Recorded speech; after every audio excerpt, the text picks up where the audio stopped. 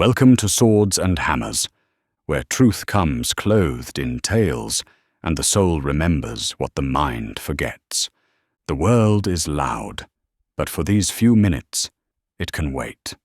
Settle in, and listen well. The Drifting Carpenter, a tale of the sea and the soul. There was a carpenter named Ezra, who served aboard the vessel Covenant, and for 7 years he had loved his work. His hands knew the grain of every plank. His ears knew the groan of the hull when storms pressed hard. The captain was a just man, severe in his commands, but faithful in his care, and Ezra had once trusted him the way a son trusts a father who has never lied. But the sea is wide, and wide things have a way of making the heart forget what it once knew. It began with small omissions.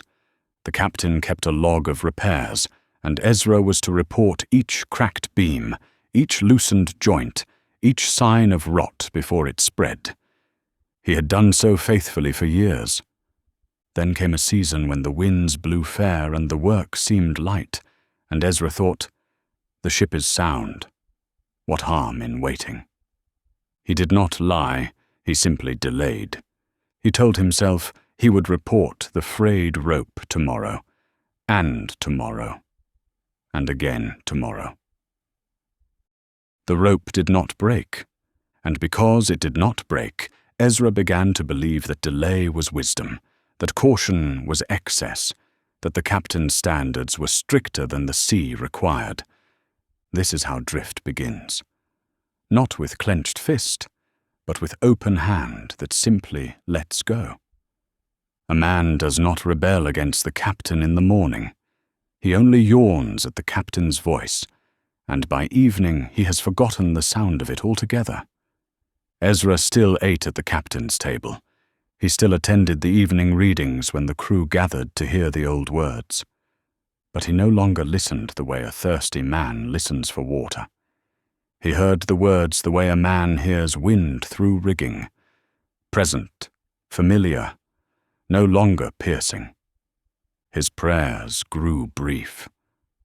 Then briefer. Then silent. He told himself that God was everywhere, so what need to speak? But the soul that stops speaking to God does not become closer to God. It becomes deaf to God. And deafness in time feels like peace.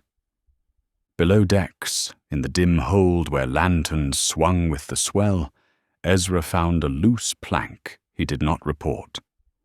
Beneath that plank, he hid a flask of rum he had traded from a passing vessel.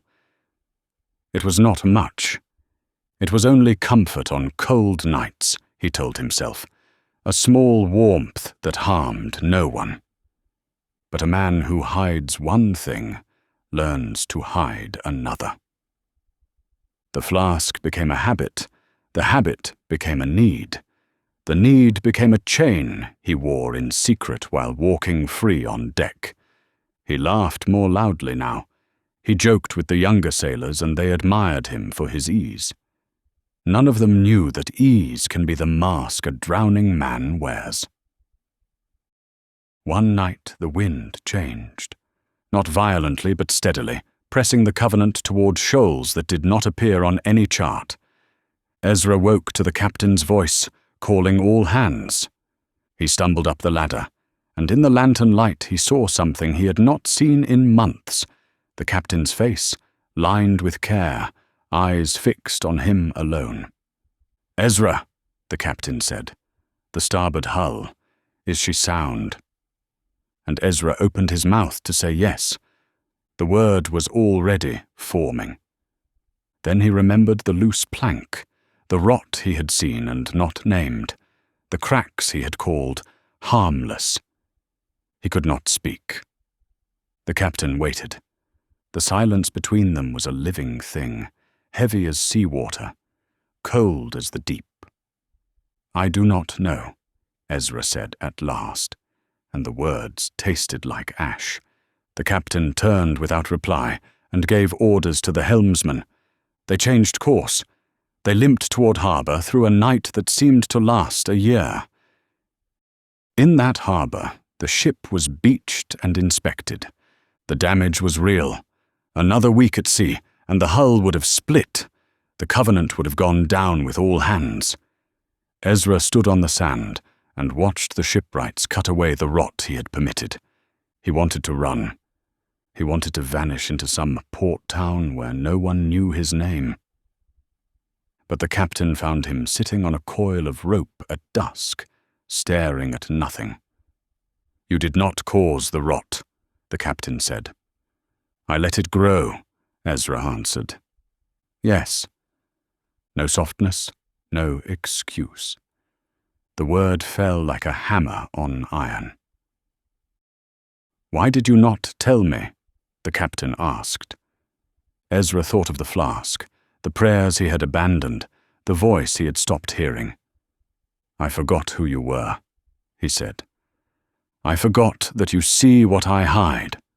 I forgot that your strictness is not cruelty. I forgot that the sea does not forgive what you forgive." The captain sat beside him. The tide was coming in. It lapped at the sand with the patience of something that has waited forever. "You have fallen by your own neglect," the captain said. "The question now is whether you will return, or whether you will keep running from a ship that has already been saved."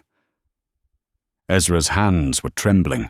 He had expected anger, dismissal, the justice he deserved. He had not expected the captain to sit beside him in the dark. "I do not know how to return," Ezra said. "I have been away so long that I do not remember the way." "The way is not a secret," the captain said. "Speak the truth you have hidden. Name the rot you have excused. Ask for what you cannot earn, and then do the next right thing, and then the next, until your hands remember what your heart forgot." That is all? That is everything.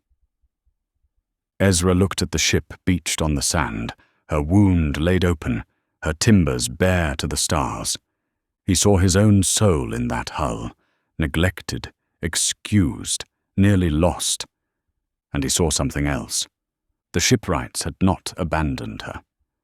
They were cutting away the rot so that new wood could be fitted, so that the Covenant could sail again. Healing is not the hiding of wounds. It is rather the opening of them to air and light.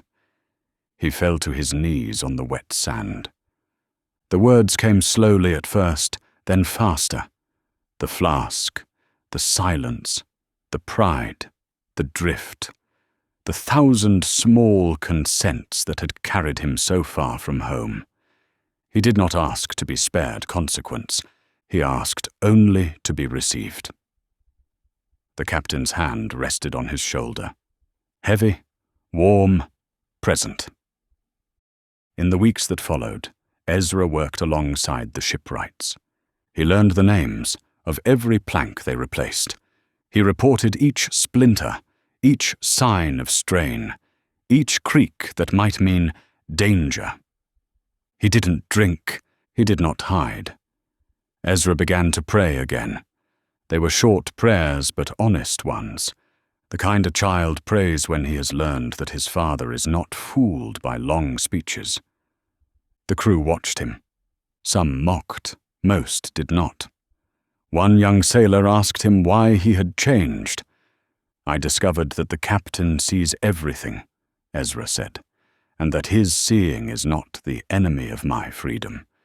It is the only hope for it. I thought distance was safety. I learned that distance is slow drowning." When the Covenant sailed again, her hull was sound. Ezra stood at the bow as the harbour fell behind. The sea stretched out before him, vast and strange and beautiful, the same sea that had nearly swallowed him. But he was not the same man. He carried scars now, the memory of rot, the taste of confession, the weight of grace that had not let him go. The captain passed him on deck and said nothing. He did not need to. The silence between them was no longer cold. It was the silence of a wound that has healed, a debt that has been paid by another, a love that does not need words because it has already spoken in rescue. Ezra gripped the rail as the wind filled the sails. Somewhere ahead, there would be storms again. There would be temptation to drift, to hide, to let the small rot grow.